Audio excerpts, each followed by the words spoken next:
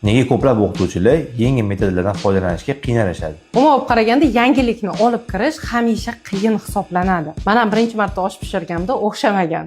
Lekin uni o'xshamasa ham amalga oshiraverishimiz biz bu metodlarni adaptatsiya qilishimiz va metod orqali bolalarda juda ko'p ko'nikmalarni shakllantirishimizga yordam beradi.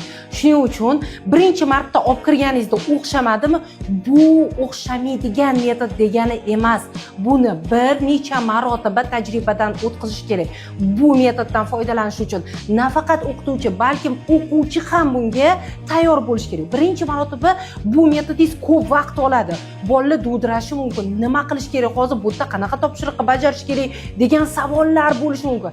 Lekin ikkinchi, uchinchi, to'rtinchi marta bu metoddan foydalanganingizda ishoning vaqt qisqa muddatni olishni boshlaydi. Bolalar ham metodni otini eshitishi bilan bunda nima ish qilish kerakligini biladi va tez vazifalarni bajarib bu jarayonga ko'nikishadi.